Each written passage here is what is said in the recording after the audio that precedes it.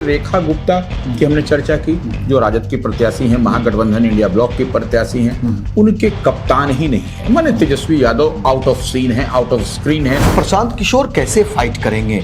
और इधर क्योंकि देखिए आपको तो ये दिखाना होगा ना कि भाई जो चेहरे हैं सामने, लड़ाई किससे हो रही है? लड़ाई हो रही है आपको विश्व की सबसे बड़ी पार्टी बीजेपी का गढ़ बांकीपुर, संगठनात्मक ढांचा भारतीय जनता पार्टी का, प्रशांत किशोर की राजनीतिक स्वीकार्यता और राष्ट्रीय जनता दल का पारंपरिक वोट की मजबूती, ये तय करेगा विधानसभा। ये बाकी कुछ लोगों को छोड़ दिया जाए जनसुराज के सूत्रधार के साथ चलने वाले उस काफिले में, उस हुजूम में, तो आपको कम ही लोग दिखाई पड़ेंगे जो बांकीपुर विधानसभा क्षेत्र के निवासी हैं।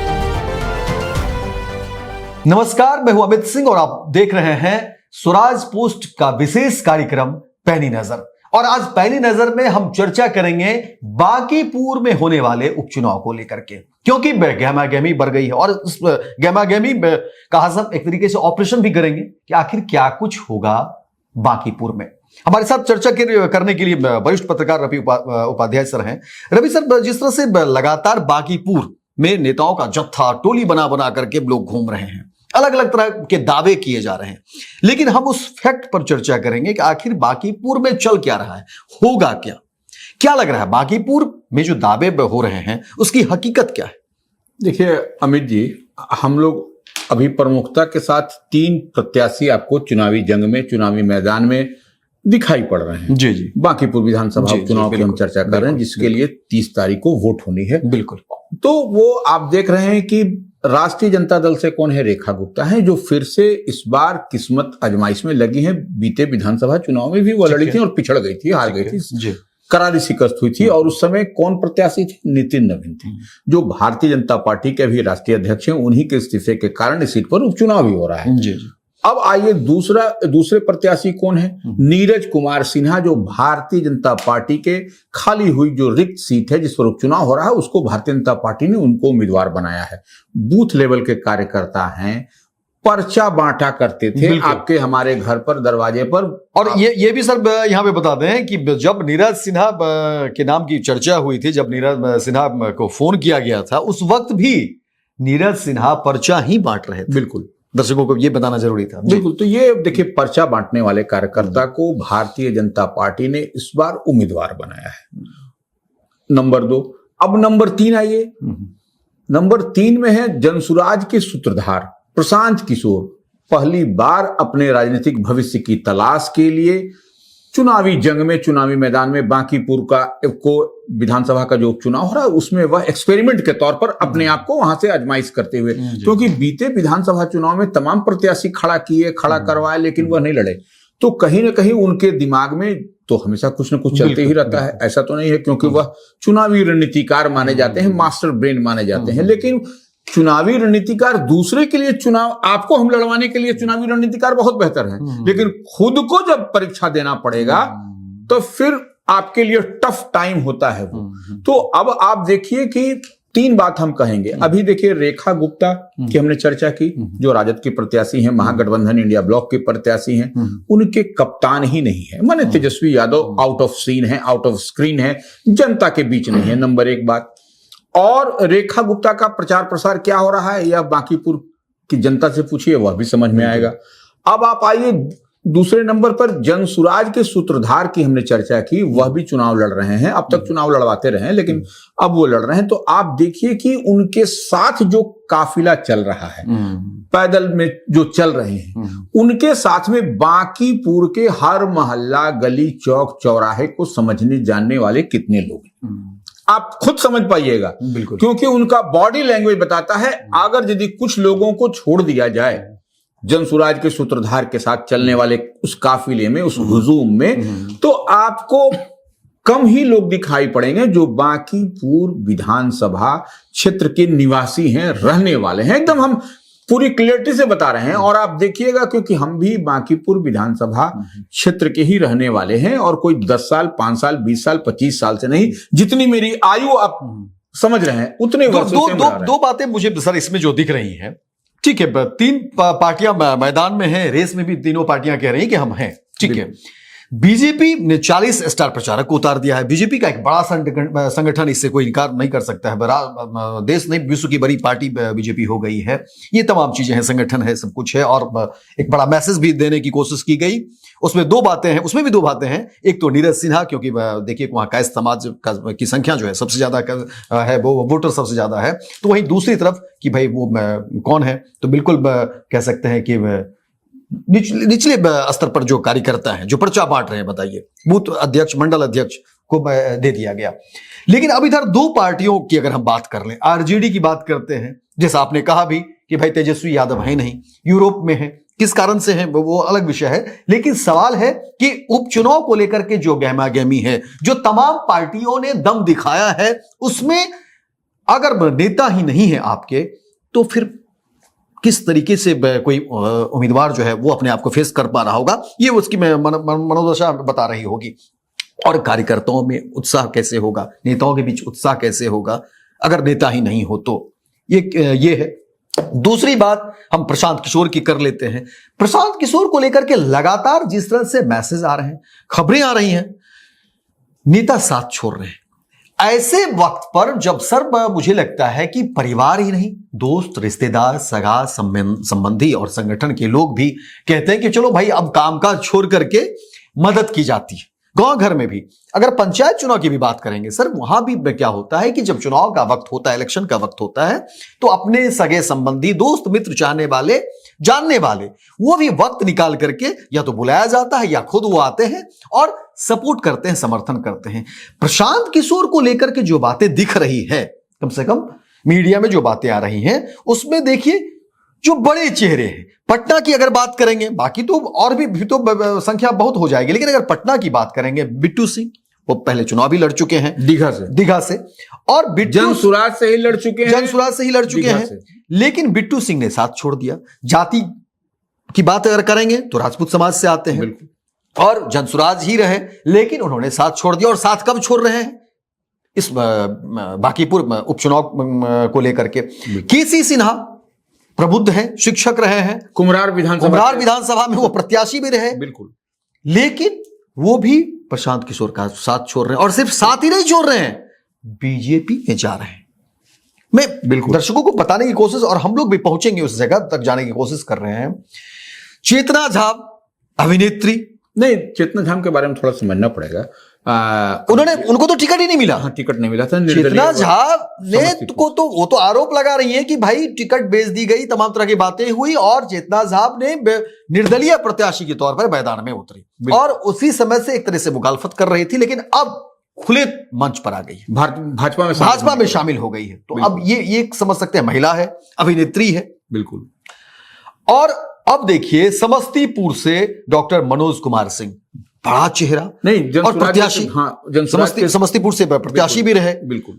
तो अब समझिए कुल मिलाकर के जो बातें हो, और ये श्रृंखला लगातार चीजें चल रही है। आप जितने नाम लिए हैं, हाँ, यह तो एक अलग है। हाँ, ये बानगी है, ये बानगी है। अब आपने देखा भी कि बीते दिन पटना के ही इसी बांकीपुर विधानसभा क्षेत्र के कई जनसुराज के लोग आपको दामन थामा भारतीय जनता पार्टी, बिल्कुल, ये इन नामों से अलग, इन नामों से इतर कई लोगों ने दामन थामा।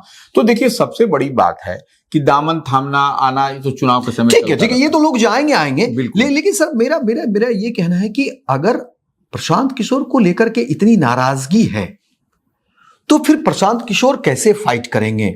और इधर क्योंकि देखिए, आपको तो ये दिखाना होगा ना कि भाई जो चेहरे हैं सामने, लड़ाई किससे हो रही है? लड़ाई हो रही है आपको विश्व की सबसे बड़ी पार्टी बीजेपी का गढ़ बांकीपुर, और नीरज सिन्हा कौन है भाई? नीरज सिन्हा के ऊपर आरोप नहीं लग रहे हैं। नीरज सिन्हा को लेकर के, क्योंकि कल मैं खुद गया था बांकीपुर में लोगों से जानने के लिए कि भाई लोगों की राय क्या है, बांकीपुर की आम आवाम की आवाज क्या है, बांकीपुर के लोग क्या चाह रहे हैं। तो देखिए, उस दरमियान जो बातें निकलकर सामने आई, लोगों ने कहा कि भाई बीजेपी ही वो पार्टी है जहां पर कि परिवारवाद का आरोप नहीं लगता है। अब देखिए कि नीरज सिन्हा के पिता क्या बीजेपी में थे?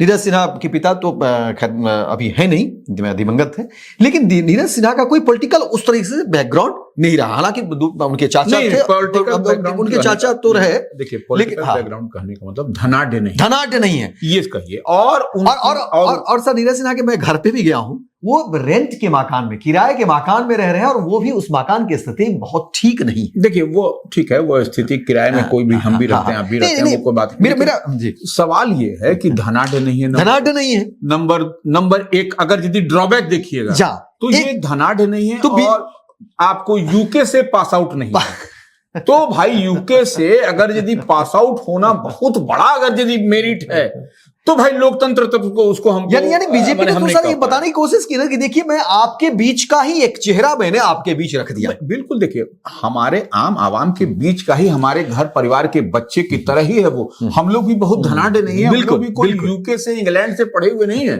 इतनी बात मान के चलिए, अमेरिका से उतना हम लोगों की सक्षमता नहीं थी पारिवारिक कि हम लोग वहां जाके पढ़ते। हम लोग यहीं के कॉलेज से, सरकारी स्कूल से पढ़ के पास आउट। कोई गबन का आरोप नहीं है, कोई पैसे का आरोप नहीं है, कोई लेन देन का आरोप नहीं है। सवाल ही नहीं उठता है ना अमित जी। आप अगर यदि आप रोज कमाते हैं, रोज खाते हैं, और आप रोजमर्रे की महीना में सैलरी उठाते हैं, तो ये हम लोग वहां से क्या लग रहा है सर? प्रशांत चुप कर गए? नहीं, देखिए, चुप कर गए। अब देखिए, सबसे बड़ी बात अब समझ, प्रशांत किशोर निश्चित रूप से पहली बार वो राजनीतिक भविष्य की तलाश में लगे हैं, और हम बार बार एक बात को दोहराते हैं।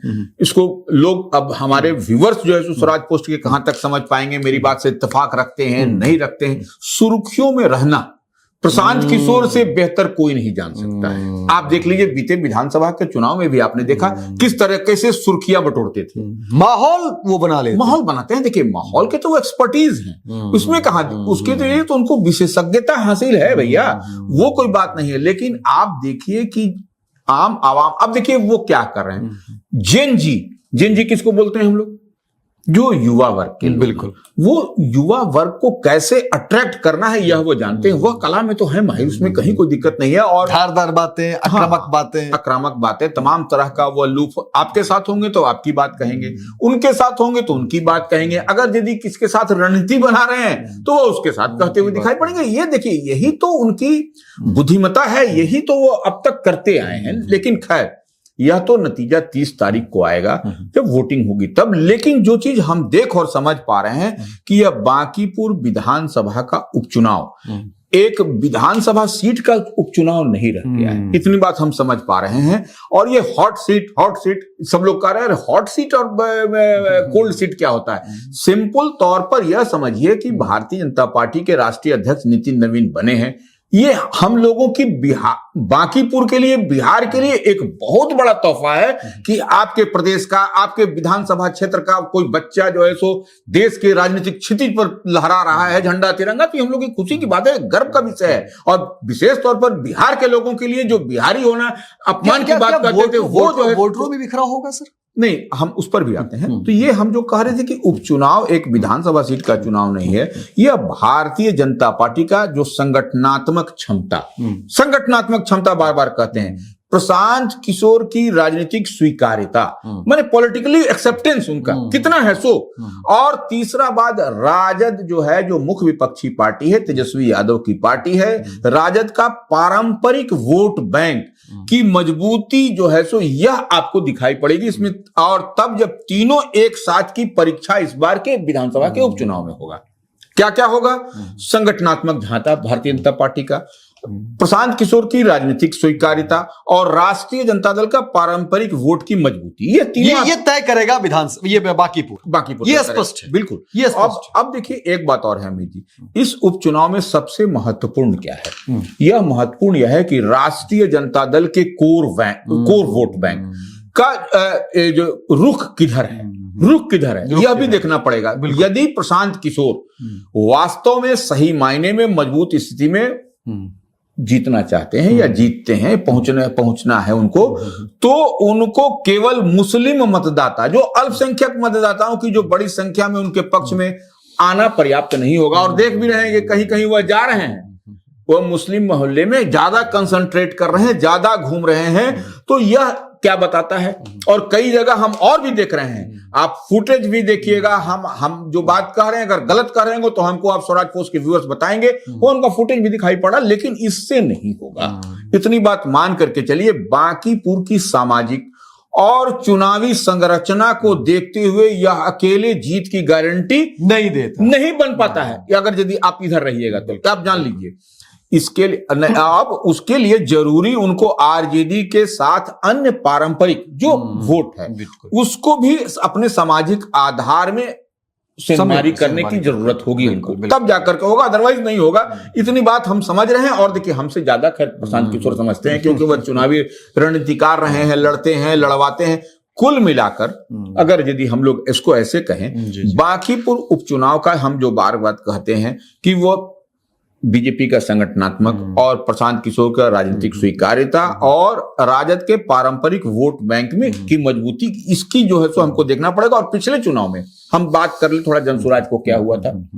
जनसुराज विधानसभा का जब चुनाव हो रहा था, जब नितिन नवीन ही खुद मैदान में थे, उस समय भारतीय जनता उस समय प्रशांत किशोर की पार्टी यहां पर उम्मीदवार दिया था, जो 7,000 से समथिंग जो अधिक कुछ वोट में आगे पीछे था, वह प्रशांत किशोर का अपना वोट था। तो ये 7,000 उसमें था, इसमें तो इस समय कितना होगा, 12,000 होगा, 15,000 होगा, 20,000 होगा, 25,000 होगा। हम एक बात मोटे तौर पर कर रहे हैं, तो ये क्या आपको जीत की गारंटी देता है?